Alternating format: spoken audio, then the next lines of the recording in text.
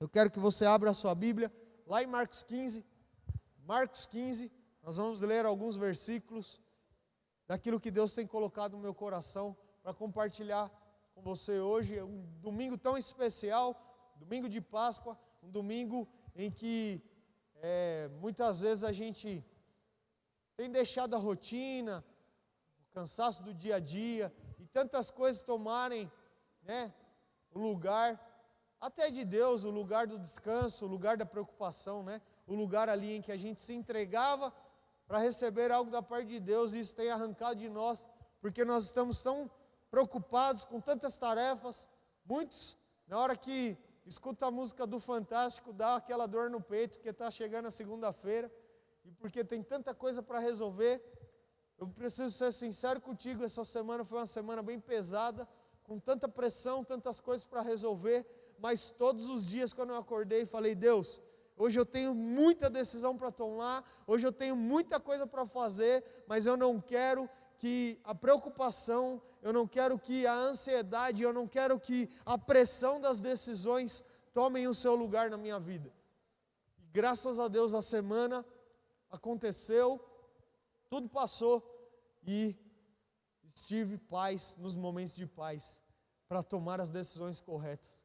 E é esse mesmo Deus que nós precisamos chamar no momento da dificuldade. É esse mesmo Deus que no momento da tribulação, no momento da perseguição, no momento da angústia, no momento do caos, no momento da raiva, que nós precisamos chamar a presença dEle. Sabe, é você parar, nem que seja por 1 minuto, por 5 minutos, sair daquele cenário de dificuldade, de discussão, de um cenário de dificuldades, de embate, para você se ligar em Deus e falar: Deus, eu não sei que decisão eu vou tomar, eu não sei que decisão eu preciso tomar, eu não sei qual é a melhor decisão que eu preciso tomar, mas tudo isso eu entrego nas suas mãos, porque eu confio em Ti. Ser comigo, Deus, e eu tenho certeza que Ele vai se fazer presente toda vez que você o chamar, toda vez que você trazer Ele para perto.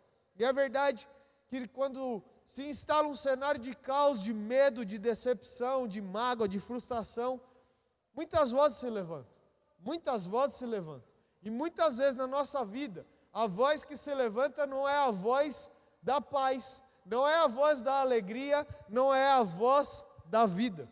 Assim como nós vimos aí na última semana, se levantou um profeta para falar que no dia 30 ia passar um anjo da morte, que milhares de pessoas iriam morrer, e aí depois o mesmo vem falar que Deus mentiu. Meu irmão, nós estamos vivendo um cenário em que tudo isso não tem ajudado o Evangelho.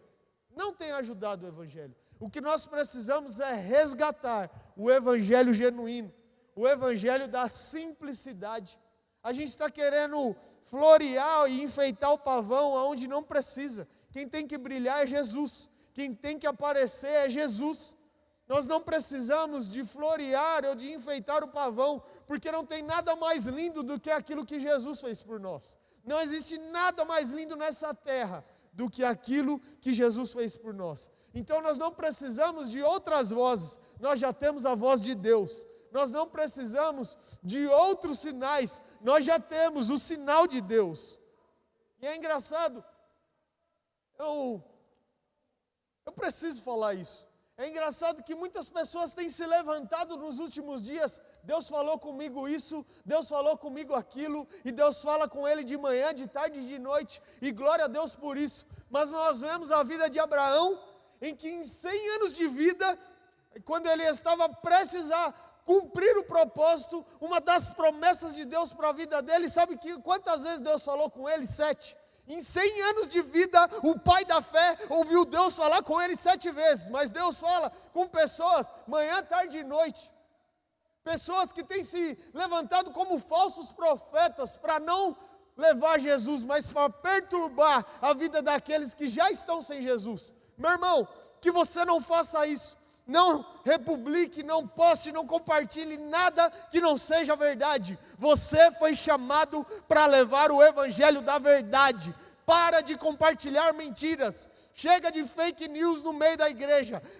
Chega de fake news no meio do povo. Nós precisamos da verdade, que é Cristo. É Ele que liberta, é Ele que restaura, é Ele que cura, é Ele vida. Nós precisamos disso, irmãos. E isso tem chateado meu coração. Porque muitas vezes a gente vê pessoas que têm 50 anos de evangelho, 20 anos de evangelho, se perdendo com conversa fiada. Nós temos a Bíblia, é ela que nos orienta. Você não precisa de profeta, você não precisa de estar na fila para receber uma oração. Você tem a palavra de Deus, você tem Deus presente, você tem Jesus que morreu e ressuscitou, basta. Você precisa crescer espiritualmente, você precisa entender que agora é o tempo em que vai se separar sim, aquele que serve a Deus de verdade e o que não serve. O tempo é caótico, mas nós temos Jesus e nós vamos chegar lá. Abra aí Marcos 15, a palavra de Deus é soberana, nada substitui a palavra de Deus. Marcos 15, versículo 1, diz assim: assim que amanheceu, os chefes dos sacerdotes se reuniram com os líderes dos judeus e com os mestres da lei e com todo o conselho superior e fizeram os seus planos. É sempre assim. É sempre assim. Sempre tem gente tramando contra o evangelho, sempre tem gente tramando para parar a palavra de Deus, sempre tem gente querendo atrapalhar aquilo que as pessoas têm se colocado a fazer em prol de Deus. Então, não arranque seus cabelos, isso é um problema da humanidade, isso é um problema do mundo. Mas Jesus venceu isso e nós venceremos também. Eles amarraram Jesus e o levaram e entregaram a Pilatos. E Pilatos pergunta: você é o rei dos judeus? É a pergunta de Pilatos. E olha para a resposta: quem está dizendo isto é o Senhor. E os chefes dos sacerdotes faziam muitas acusações contra ele. E então Pilatos fez outra pergunta: você não vai responder? Veja quantas acusações estão fazendo contra você. Porém Jesus não disse nada. E Pilatos ficou muito admirado com isso. Primeiro ponto que eu quero refletir com você é que a gente poderia evitar muitas coisas se a gente ficasse de boca calada. Vou dar um tempo aí para você mastigar isso. Mas a gente podia evitar tantos problemas na nossa vida se a gente fechasse a nossa boca. Se a gente controlasse a nossa raiva, a nossa ansiedade. Domínio próprio também é um fruto do Espírito. E muitas vezes a gente tem avançado porque não tem se calado. Jesus estava ali num cenário já que não tinha como mudar. Até porque era propósito de Deus que aquilo acontecesse. Não tinha como mudar. E ele, entendendo isso, ele se fechou e se calou. Ele estava diante de Pilatos e Pilatos ficou admirado com aquilo que ele fez. E é engraçado que nós vemos muitas pessoas se admirando com atitudes de cristão, mas não para o bem. Vou repetir aí porque você não pegou. Muitas vezes tem pessoas se admirando com as atitudes de cristão, mas não porque elas foram boas, porque foram más atitudes. Aquilo que a gente faz reflete naquilo que realmente a gente acredita. Alguém disse assim, que você precisa pregar o evangelho e, se possível, use palavras. Muito mais é as nossas atitudes do que aquilo que a gente fala. Só que a gente está falando coisa demais que não tem acrescentado nada e muito menos que tem trazido uma admiração triste, uma admiração, um espanto. Como é que pode o crente, eu tenho certeza que você já viu isso, mas ele é crente? É a pergunta. Ele fez isso, mas é cristão? Mas vai na igreja, acredita em Deus e toma santa ceia? As acusações são muitas acusações. Infelizmente os bons pagam pelos maus. Jesus não era o mal, mas estava pagando por todos os maus da terra, mesmo sendo bom. Diante de Pilatos, Pilatos pergunta: você não vai se defender? Você não vai retrucar? Você não tem nada a dizer? E Jesus se fechou. aqui a gente tira um lindo ensinamento. No momento da pressão, no momento da acusação, no momento da dificuldade, a melhor resposta é o silêncio. A melhor resposta é o silêncio. Quantas coisas você podia ter evitado se tivesse fechado sua boca? Não olha para quem está do seu lado aí não, para não constranger. Não olha para o maridão não, porque senão pode ser que vai acontecer alguma coisa aí. O pastor não quer isso, é apenas uma reflexão, é apenas para a gente começar a entrar no cenário daquilo que Deus colocou no meu coração para compartilhar. Quantas brigas aí na sua casa, com seu filho ou com seu marido, você podia ter evitado se você fechasse sua boca. Calmava os nervos, passava, e aí iria usar as palavras certas. Isso é sabedoria.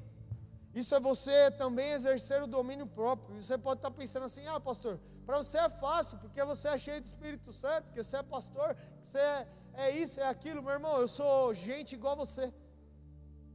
Sou gente igual a você, não muda nada.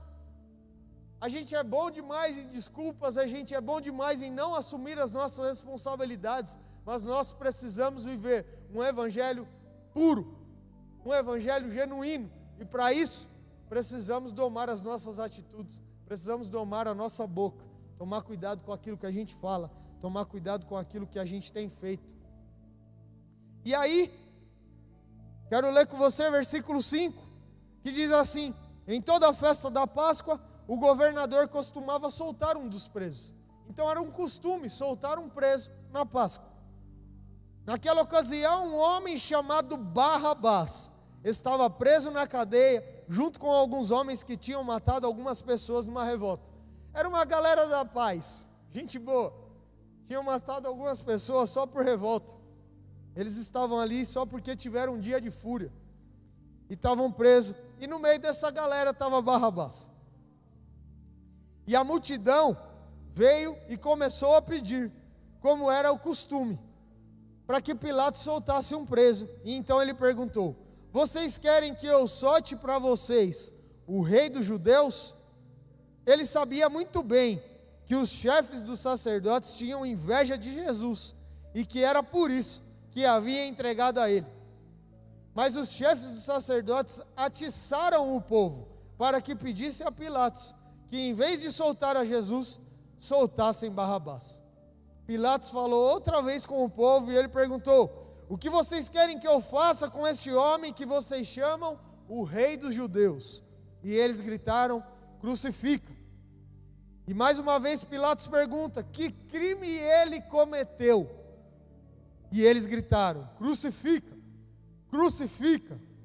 E então Pilatos, querendo agradar o povo, soltou Barrabás, como eles haviam pedido. Depois mandou chicotear Jesus e entregou para ser crucificado. Estava ali Barrabás diante de um cenário em que ele podia ser o escolhido para ser salvo. O propósito de Jesus ainda não havia se cumprido, mas Jesus estava ali. E onde Jesus está presente, sempre há libertação. Você podia ter dado um glória por isso, você podia ter tirado o glória a Deus que ficou entalado aí na sua garganta, mas aonde Jesus está, tem libertação. E Barrabás foi escolhido para ser solto. Ele foi livre, liberto, pelo crime que ele havia cometido. Jesus foi escolhido pelo povo para ser crucificado. Pilatos estava diante daquilo e ele pergunta para o povo.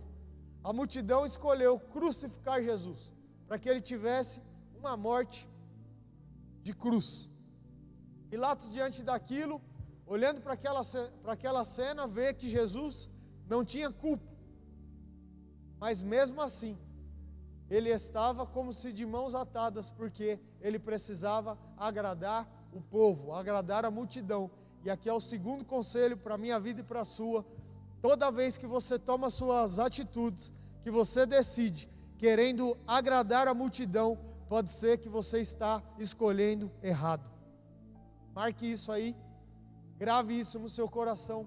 Toda vez que você tiver que escolher ou tomar uma decisão pensando em agradar a multidão, você está escolhendo errado. Quantas vezes na nossa vida nós podíamos ter tido outra escolha, nós podíamos ter optado por outras coisas, se tivéssemos escolhido por Jesus. Se tivéssemos escolhido por Jesus, ao invés de chutar o balde, se tivéssemos escolhido por Jesus, ao invés de levar a confusão adiante, se tivéssemos escolhido Jesus, ao invés de levantar a voz. Muitas vezes a multidão vai levar você a tomar decisões erradas. E Pilatos tomou a decisão errada. Aí o versículo 16 diz assim: aí os soldados levaram Jesus para o pátio interno do palácio do governador e reuniram toda a tropa. Depois vestiram Jesus com uma capa e puseram na cabeça dele uma coroa feita de ramas cheias de espinho e começaram a sacudi-lo dizendo: viva o rei dos judeus! Batiam na cabeça dele com um bastão, cuspiam nele e se ajoelhavam fingindo que estavam adorando. Depois de terem caçoado dele, tiraram a capa vermelha, vestiram com suas próprias roupas e em seguida levaram para fora a fim de crucificar. Aqui é o terceiro ponto que eu quero refletir com você, é o ponto em que levantaram Jesus com uma capa vermelha e colocaram uma cruz de espinhos, uma cruz do derrotado. Era um sinal da época, todo rei quando ganhava a batalha, pegava-se a coroa do outro rei e aquele rei vestia a coroa para mostrar que ele venceu. E eles, sem saber, pegaram a coroa de espinho, era a melhor coroa que Satanás podia usar. A coroa dele é de espinho, a coroa dele é de espinhos, a única coisa que ele tem para oferecer é espinho. Pegaram essa coroa e colocaram em Jesus, dizendo para ele: ei Jesus, você venceu essa batalha. Colocando a coroa na cabeça de Cristo, pensando em caçoar, estavam ali realmente coroando o rei dos judeus. E muitas vezes você pode estar pensando assim: eu sou o único cristão na minha sala, eu sou o único cristão no meu emprego, eu sou o único cristão lá no trabalho, na minha família eu sou o único cristão e eles caçoam de mim. Não leve isso como pessoal. Eles estão querendo atingir a Deus, porque é o Deus que você serve. Pare de encarar as pessoas como um embate. A nossa luta não é contra a carne. A nossa luta é contra principados e potestades, é contra aquilo que os nossos olhos não conseguem enxergar. Enquanto nós estivermos lutando a luta nessa vida aqui, um embate com pessoas, nós não estamos cumprindo o chamado de Deus. É como Davi enfrentando Golias e que vem o escudeiro primeiro. Se Davi perdesse tempo ali com aquele que estava com o escudo, ele nunca teria forças para enfrentar o verdadeiro Golias. Você quer vencer as batalhas da vida?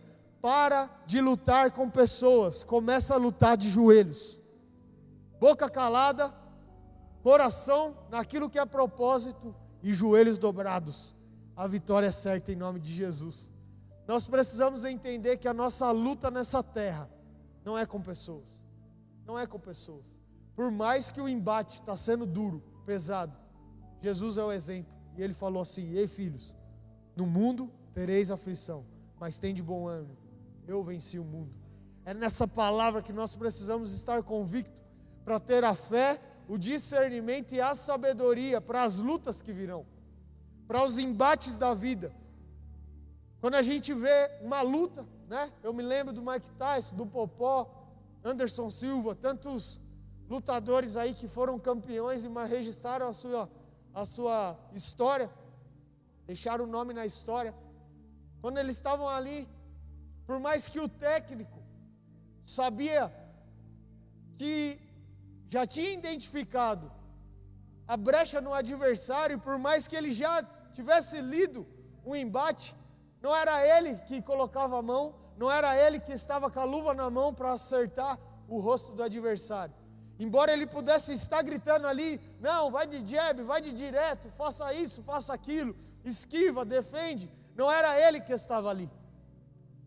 Qual era a dificuldade do lutador chegar e vencer a batalha? É ele estar centrado naquilo que ele havia treinado. Só que nós não estamos sendo preparados para essa guerra, porque muitas vezes nós temos desperdiçado o tempo do treino. Vou repetir que você não pegou não. Nós estamos desperdiçando o tempo do treino. E não adianta na hora da luta o técnico ficar gritando, jab direto.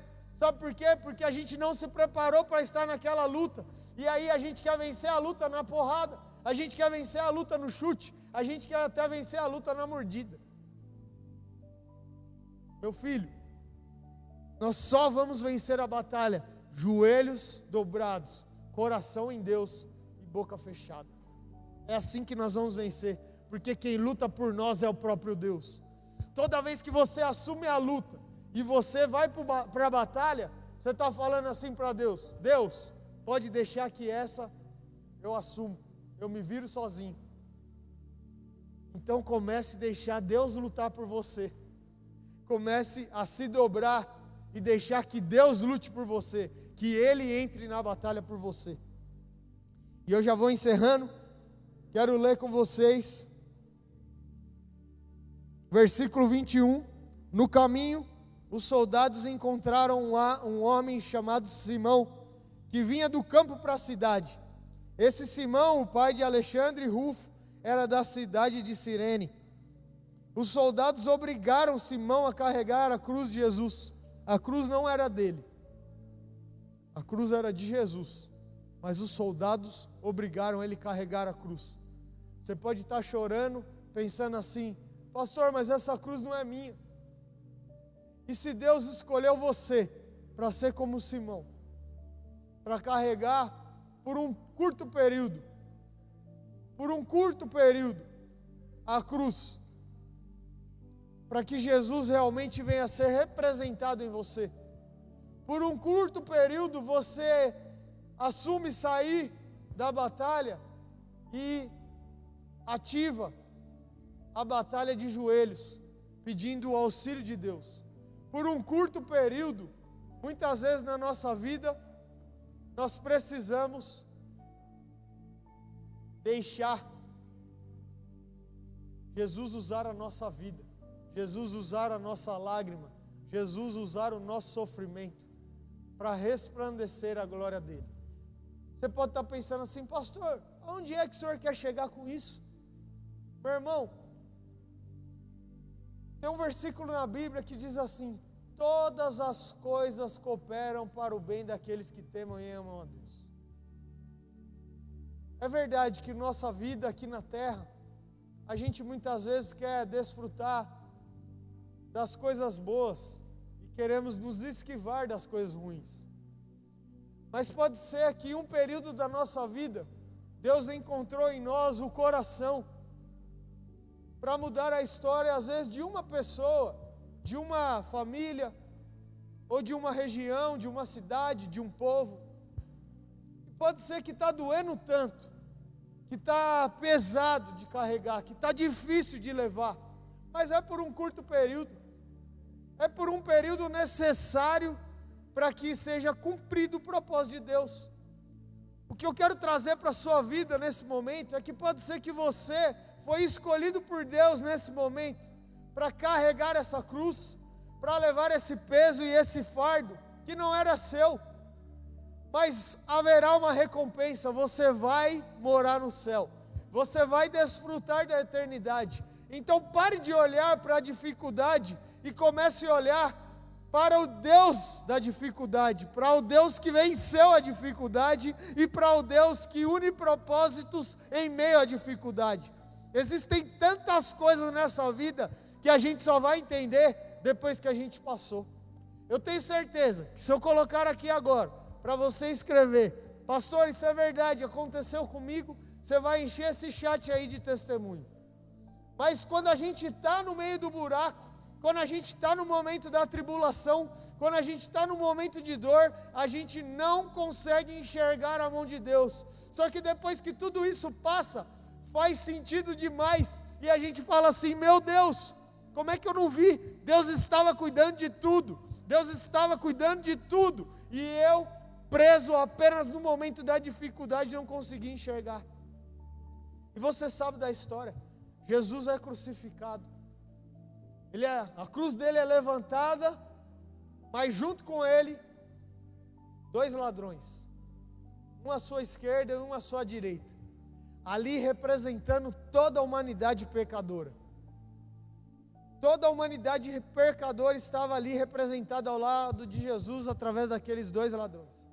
E um estava ali, se tu és mesmo o Filho de Deus, desce daí, salva-te a ti mesmo e salve a nós. Mais uma vez, levantando o dedo e apontando, e tirando o sarro, mesmo crucificado, mesmo com a sua sentença já decretada. Mas um deles olha, lê a placa e fala assim: lembra-te de mim quando entrares no teu reino. Ele vê um Jesus crucificado, sofrendo, mas ao ler aquilo ele acredita que era o próprio Filho do Deus vivo que estava ali. E Jesus responde: ainda hoje estará comigo no paraíso. Toda vez que a gente age de compaixão, entendendo que no meio da batalha Deus está cuidando, a graça nos alcança e nos coloca nos céus.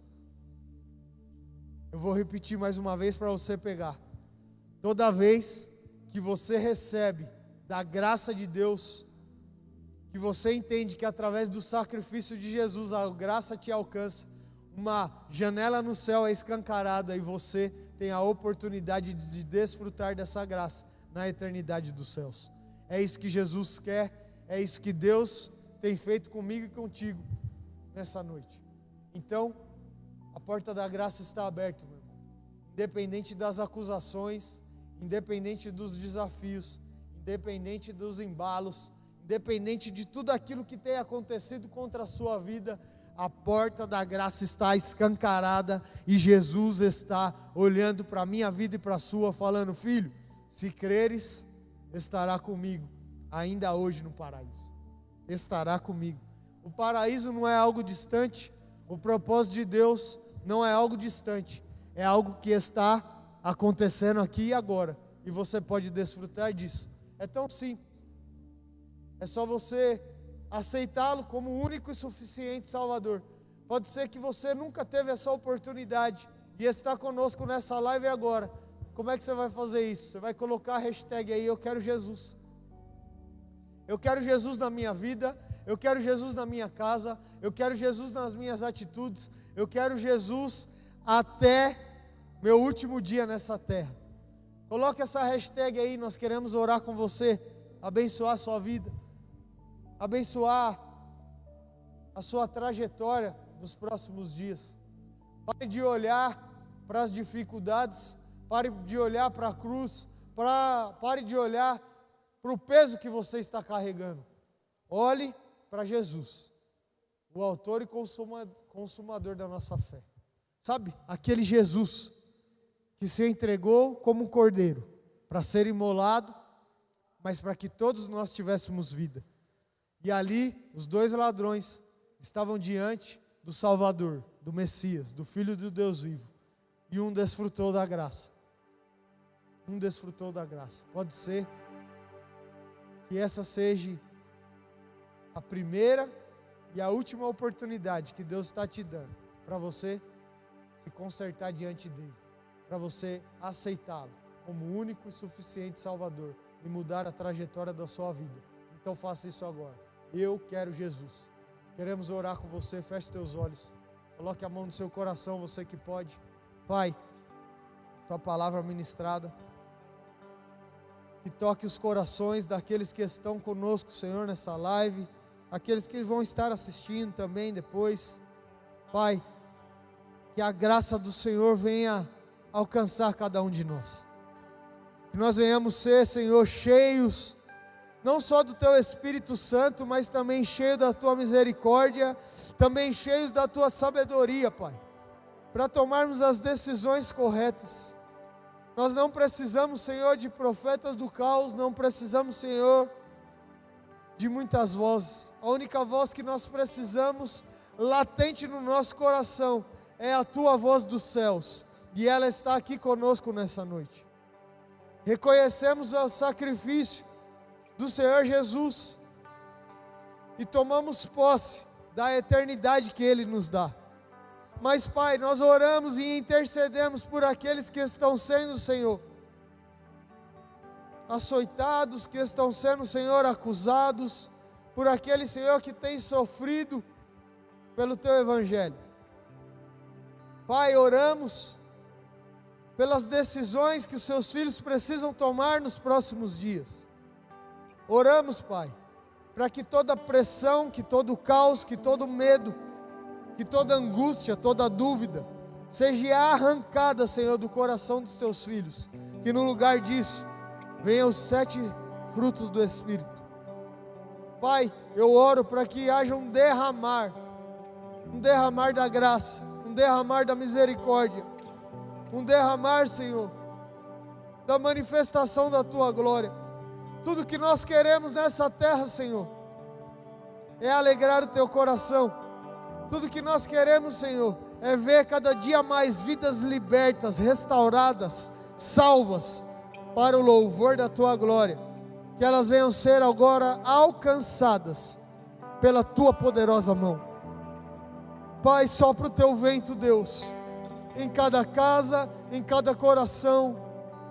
Começa a alinhar o coração dos Teus filhos, Deus.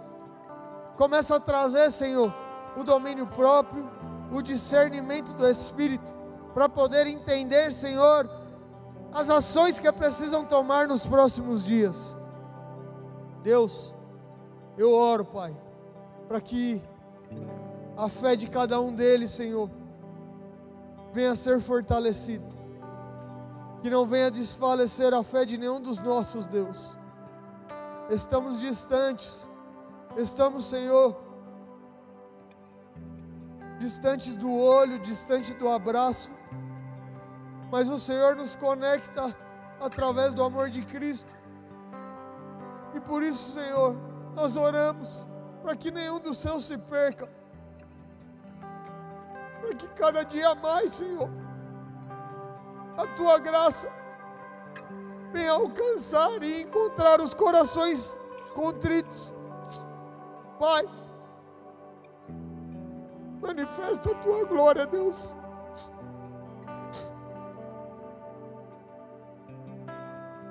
Manifesta a Tua glória, Deus.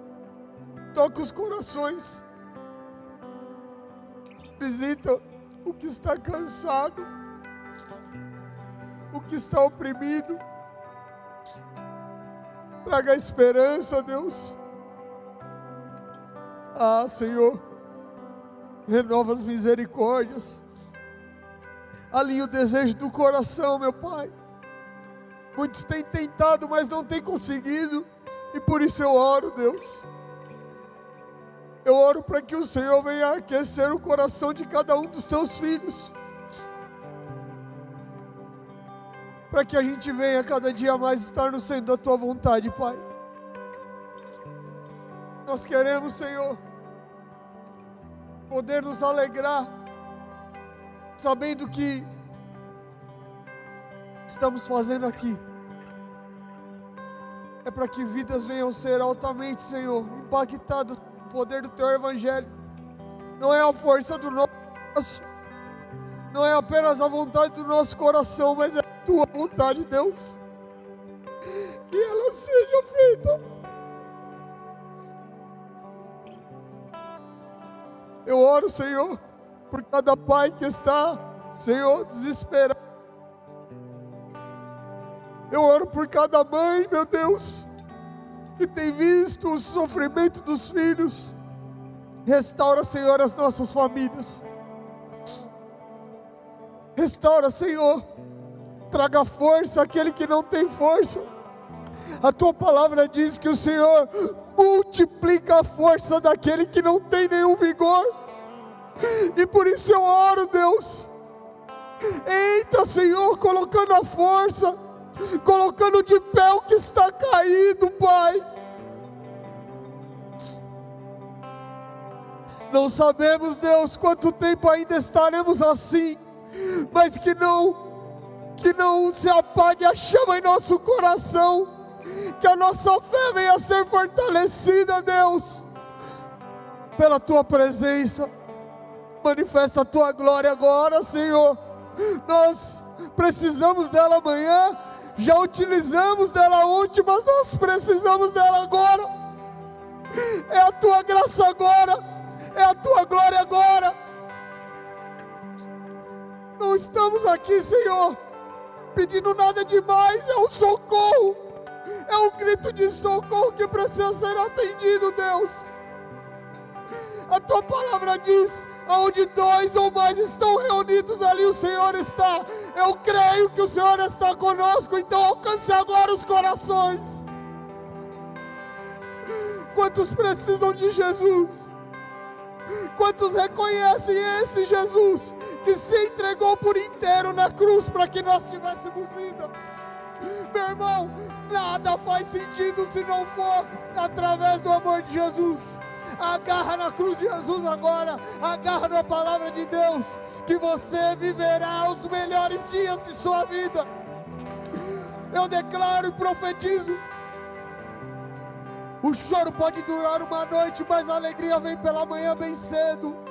Independente da luta que você tem enfrentado nos últimos dias, você não está sozinho. O Espírito Santo de Deus está contigo, e a igreja do Senhor está aqui para te ajudar. Não passe essa luta sozinho, irmão.